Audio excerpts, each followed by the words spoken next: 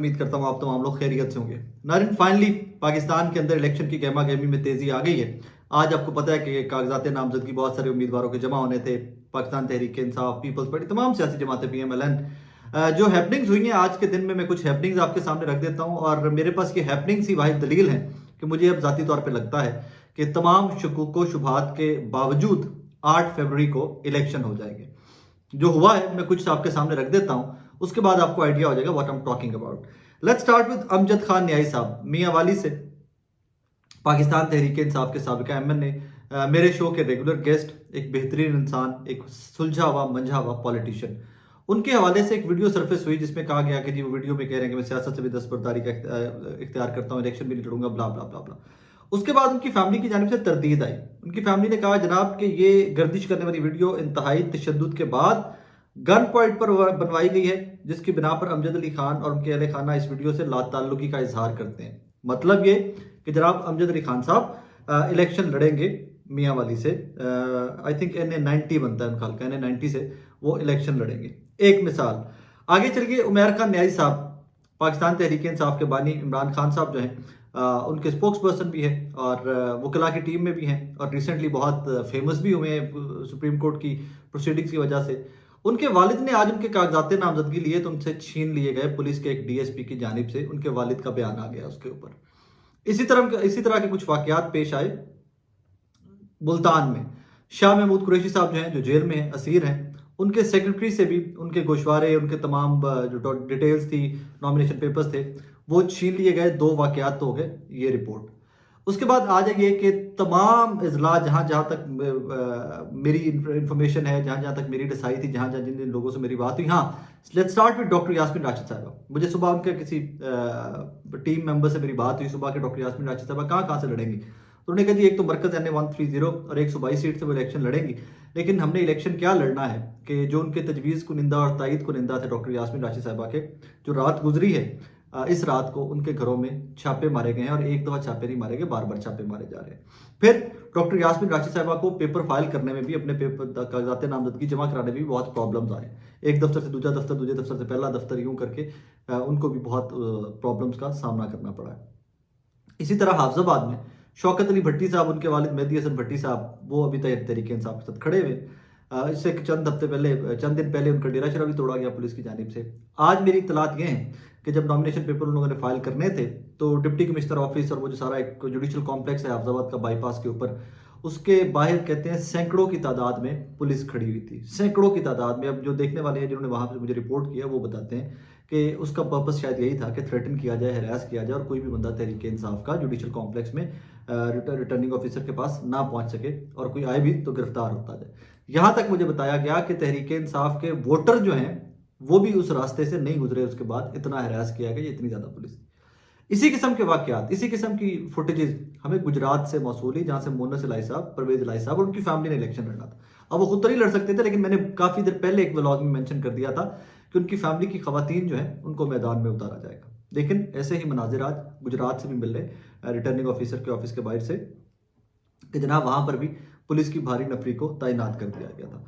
उसके बाद शौकत बसरा साहब, पाकिस्तान तहरीक इंसाफ के रहनुमा वकील हैं, उनके नॉमिनेशन पेपर भी फाइल करने के लिए लिए गए कागजात और उनके वकला की टीम जिन्होंने ये पेपर लिए थे उनको भी अगवा कर लिया गया या उठा लिया गया, गिरफ्तार कर लिया गया, जो भी टर्म आप यूज करना चाहते हैं। उसके बाद सबसे इंटरेस्टिंग डेवलपमेंट जो थी आज की, वो 9 मई के वाकयात में जुल्फी बुखारी साहब को नामजद कर दिया गया। हालांकि वो 9 मई से पहले पाकिस्तान से जा चुके हुए थे, वो एंड अप्रैल में ही पाकिस्तान से जा चुके हुए, तो उनको भी नामजद कर दिया गया क्योंकि वो भी कंटेस्टेंट थे, वो भी चाहते थे कि वो इलेक्शन लड़े। हमार अजहर साहब की बात आ गई। हमार अजहर साहब को रिलीफ नहीं मिल रहा, अदालतों ने उनके केस सुनने से शहराम सरवर साहब ने माजरत कर ली। उनका सुप्रीम उधर जाओ, chief justice Lahore high court के पास जाओ, वो किसी और की ड्यूटी लगा दें कि वो आपका केस सुन लें। यही पूरे पंजाब से, पूरे पाकिस्तान से इसी किस्म की चीज़ें रिपोर्ट हो रही हैं।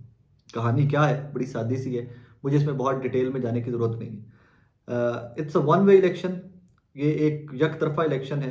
नून लीग फेवरेट है, उनको हर किस्म की सहूलत भी मौजूद है, उनको फैसिलिटेट भी पूरा किया जा रहा है, इंतज़ामिया भी उनके साथ प्रॉपर ताउन कर रही है। कहानी सिर्फ एक है कि इमरान खान साहब को, कि जो 3 हल्कों से इलेक्शन लड़ रहे हैं, खुद भी एक्सक्यूज मी, इमरान खान साहब को इलेक्शन की रेस से बाहर रखना है और उनकी पार्टी को इलेक्शन की रेस से बाहर रखना है। एक कुरैशी साहब हैं जो साउथ पंजाब से वज़ीर मुमलिकत थे। कल उन्होंने ज़मानतें कराई 2 पर्चों के अंदर। आज उनके ऊपर सुबह बिजली चोरी की एफआईआर हो गई है। मेरी टेक या मेरा इस पे व्यू पॉइंट सादा सा है जनाब। कहानी क्या है कि मुस्लिम लीग नून को जितना लाने के लिए पुश किया जा रहा है, जितना पाकिस्तान के वोटर को दबाया जा रहा है, आपको वाकई में लगता है कि ये तमाम नून लीग के अगर जो मेंबर्स बन भी जाते हैं, वन में से है ना इलेक्शन, जब आपने कागजात नामजदगी नहीं जमा होने देनी, अगर कागजात नामजदगी जमा करवाने वाले दिन के ऊपर इतनी सख्ती है तो इमेजिन कीजिए पोलिंग डे के ऊपर क्या होगा।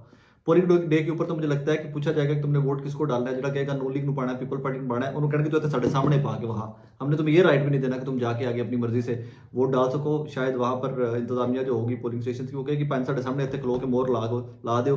अगर नून लीग या पीपल पार्टी को पाना है तो पा लो, IPP वोट पाना है तो पा लो, अगर तुम PTI पाना है तो पैन से अंदर नहीं जाने देना। And that could happen. इस मुल्क में जो हो रहा है आप सबके सामने। शेख रशीद साहब ने भी खैर ना अपने कागजाती नामजदगी उनके भी आगे, उसके बाद नवाज शरीफ साहब की आगे, वो भी 2-3 इलेक्शन से लड़ेंगे, 2-3 हल्कों से इलेक्शन लड़ेंगे।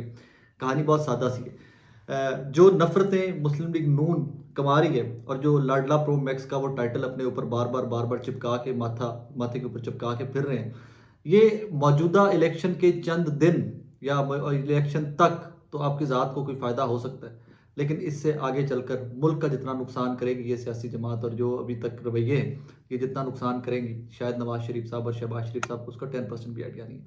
एक दफ़ा इमेजिन कीजिए, सिर्फ सोच लीजिए कि यूं ही जबर का मौसम चलता रहता है, यूं ही दबा दबूकर हर चीज़ चलती रहती है। इलेक्शन की तारीख आ जाती है, इलेक्शन का पोलिंग डे आ जाता है, वोट डाल दिए जाते हैं। उसके बाद नवाज शरीफ साहब काली शेरवानी चौथी बारी पा भी लेंदे ने, शहबाज शरीफ पा लेंदे, नवाज शरीफ साहब पा लेंदे ने। डू यू थिंक सो कि उनको ये मामला जो है या ये जो हालात वाक़यात हैं, ये इसी तरह उनको आगे हुकूमत चलाने की इजाज़त देंगे? यही नौजवान जो करोड़ों में तादाद है जिनको आप दबा कर जबर से, जिनको आप पोलिंग स्टेशनों से बाहर या इनके लीडरान को या उनके जो चाहने वाले हैं उनको आप नॉमिनेशन पेपर तक नहीं हासिल करने दे रहे, क्या ये आपका निज़ाम और ये सारी कहानी जो है इसको इसी तरह चलता हुआ देख पाएंगे? क्या पाकिस्तान इससे आगे बढ़ सकता है? क्या फ्री एंड फेयर इलेक्शन के अलावा कोई रास्ता है? कोई एक रास्ता भी है, मुझे तो नज़र नहीं आता। मैं हो सकता है मैं बहुत ही कम अकल हूँ, हो सकता है मैं बहुत ही सादा झटका सा आदमी हूँ पंजाबी, हो सकता है कि मेरी अकल उस हद तक काम ना करती हो, लेकिन ज़्यादातर पाकिस्तानी जो मुझ जैसे हैं उनको यही लगता है कि मौजूदा हालात के अंदर इलेक्शन जिस तरह करवाए जा रहे हैं, दूरियां ज़्यादा बढ़ेंगी, फासले बढ़ेंगे, नफ़रतें मज़ीद बढ़ेंगी और मुल्क नफ़रतों का मुतहम्मिल नहीं हो सकता। हमने बहुत कीमत इस मुल्क ने दे ली है नफ़रतों की। हम बहुत पीछे रह गए। हमारे साथ बांग्लादेश हमारे हमसे बाद में कट के अलग पे हमसे अलग हुआ। बांग्लादेश कहाँ चला गया, इंडिया कहाँ चला गया। सिर्फ एक वाहिद रास्ता है, जमहूरी election, free and fair election. मैं जमहूरी इलेक्शन जब कहता हूँ तो उसका मतलब यह है कि जमहूर को इजाज़त हो वोट डालने की, जमहूर को इजाज़त हो कि आप किसको वज़ीर आज़म पाकिस्तान देखना चाहते हैं। फ्री एंड फेयर इलेक्शन हो, लोगों को सिक्योरिटी हो, लोगों को एक वो फील आए कि no this is my country, I have to vote for it.